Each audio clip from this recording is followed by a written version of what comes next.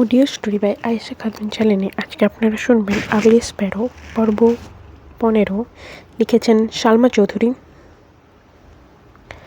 মেঘ বুকে অল্প থুতু দিয়ে উঠতে লাগলো।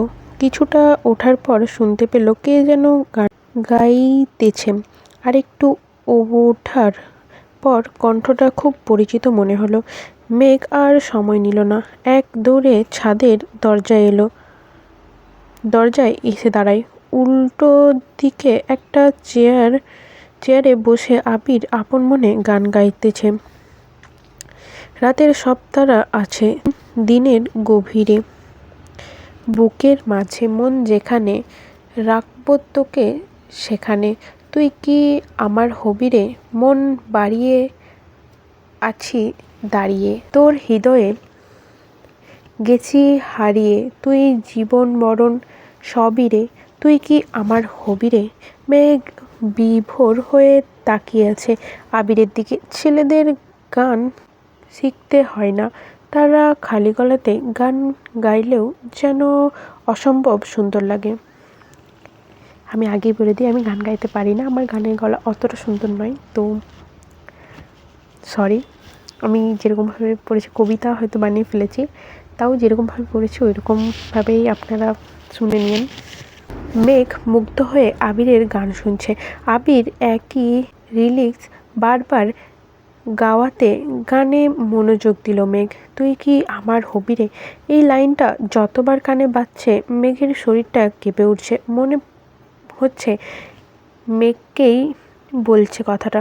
মেঘ নিজেকে নিজেই প্রশ্ন করলো, এই গান কাকে উদ্দেশ্য করে গাইছেন উনি? আমাকে নিয়ে নয় তো? এটুকু বলতেই মুখে হাসি ফুটে উঠল মেঘের। তৎক্ষণাৎ মনে হলো, উনি আমাকে নিয়ে কেন গান গাইবেন? আমি কে? গত রাতেও তো ওনাকে জিজ্ঞাসা করলাম, কই? সেভাবে তো কিছুই বললেন না। আবির ভাইয়ের জীবনে সত্যি কেউ আছে? তবে কি তার কথা ভেবেই গাইছেন? সঙ্গে সঙ্গে মেঘের মুখের হাসি গায়েব হয়ে গেল।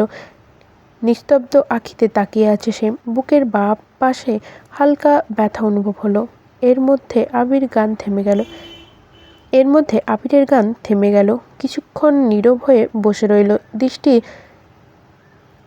আকাশের দিকে স্থির। অকস্মাৎ মেঘ ডাকলো, আবির ভাই। আবির চমকে উঠল, ঘাড় ঘুরিয়ে স্পষ্ট চোখে তাকালো। মেঘ আবিরের থেকে কয়েক হাত দূরে দাঁড়ানো। আবির উদ্বিগ্ন কণ্ঠে শুধালো, তুই এখানে? মেঘ মলিন কণ্ঠে বলল, আব্বু আপনাকে ডাকতে পাঠিয়েছেন। আবির সে কোথায় পাত্তা না দিয়ে উল্টো প্রশ্ন করল, এখন এসেছিস? অনেকক্ষণ? কিছু শুনেছিস? মেঘ উত্তর না দিয়ে উল্টো প্রশ্ন করল, মেয়েটাকে?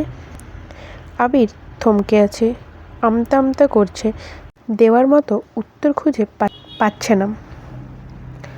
আবির উদাসীন কণ্ঠে বলল, কোন মেয়ে? মেঘ কিছু না বলে চলে যেতে নিল। আবির উঠে সহসা মেঘের হাত চেপে ধরল, এক টানে নিজের কাছে নিয়ে নিল। আবিরের প্রশস্ত বুকে মেঘের মাথাটা ধাক্কা খেল। মেঘের এক হাত আবিরের হাতে বন্দি, অন্য হাত দিয়ে মাথায় ঘষতে ঘষতে বলল, আপনি খুব পচা। আবির মৃদু হেসে বলল, তারপর? ফালতু ব্যাঙের ছাতা, মেনে নিলাম। এখন তুই বল, তুই কি শুনেছিস? যা শোনার তাই শুনেছি। আমাদের বাসায় আসার পর থেকে আমি বুঝতে পারছি আপনার মধ্যে কিছু একটা চলছে। আপনাকে আমি বারবার জিজ্ঞাসা করেছি, আপনি বারবার আমার কথা এড়িয়ে গেছেন। এখন জিজ্ঞাসা করলাম, এখনও বলছেন কোন মেয়ে? শুনুন, আমার আব্বুর চোখ ফাঁকি দেওয়া অসম্ভব ব্যাপার। আব্বু যদি একবার টের পায় আপনি এসব কাণ্ড করছেন, তাহলে আপনার একদিন কি আব্বুর যে কয়দিন লাগে। আপনাকে দেখে আমার খুব মায়া হচ্ছিল, তাই বারবার জানতে চাইছিলাম। আমার সামনে কাউকে কষ্ট পেতে দেখলে আমার খুব কষ্ট হয়। তাই আমাকে বললে আমি আপনাকে সাহায্য করতে পারতাম। আপনি যেহেতু বলবেন না তাতে আমার কি, আমি এক্ষুনি গিয়ে আব্বুকে বলে দিব। কি বলবি? বলবো আপনি প্রেম করেন। আবির নরম স্বরে বলল, করলে ক্ষতি কি? আব্বু বলেছেন এসব প্রেম পীড়িত ভালো ছেলেমেয়েরা করে না। আবির মেঘের হাতটা নিজের বুকের সাথে মিশিয়ে নিল। আবিরের হৃদস্পন্দনের কম্পন স্পষ্ট বোঝা যাচ্ছে। মেঘের হাত থেকে পুরো শরীরে কাঁপুনি শুরু হয়েছে। বুকের ধুকপুকানি বেড়ে যাচ্ছে। চাঁদের আলোতে মেঘের ফর্সা আদল দেখা যাচ্ছে। চোখে চোখ তুলে তাকাতে পারছে না মেয়েটা। অদ্ভুত এক অনুভূতি অন্তঃকরণে হানা দিয়েছে। আবির প্রশস্ত চোখে তাকিয়ে তপ্ত স্বরে প্রশ্ন করল, আমি কি খারাপ ছেলে? মেঘ কথা বলতে পারছে না, উষ্ঠদয় কাঁপছে। মেঘ কোনো মতে বলল, হাতটা ছাড়ুন। আবির ছাড়ার বদলে হাতটা আরো শক্ত করে ধরল। মেঘ নিজে সবটুকু শক্তি দিয়ে হাত ছাড়ানোর চেষ্টা করছে। মেঘের এমন কাণ্ডে আবির অগ্নি চোখে তাকিয়ে আছে। ধমক দিতে গিয়েও থেমে গেল। ঢোক গিলে নিজের রাগ কন্ট্রোল করার চেষ্টা করলো। তপ্ত স্বরে বলল, এখন দেখবে কিভাবে নিজের হাত ছাড়াস। মেঘ রাগে কটমট করে বলল, ছাড়ুন আমায়। না ছাড়লে কি করবি? মেঘ রাগে হিতাহীন জ্ঞানশূন্য হয়ে গেল।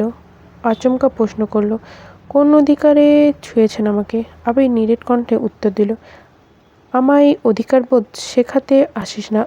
তোকে ছোঁয়ার জন্য যদি অধিকারনামায় স্বাক্ষর করতে হয়, আমি সেই অধিকারনামায় স্বাক্ষর করে হলেও তোকে ছুঁব। রাগের মাথায় আবিরের কথাগুলো মেঘ শুনল কি না কে জানে। অতিরিক্ত ক্রোধে মেঘের মাথা ঘুরছে, তবুও শান্ত হওয়ার নাম নেই। মেঘ রাগান্বিত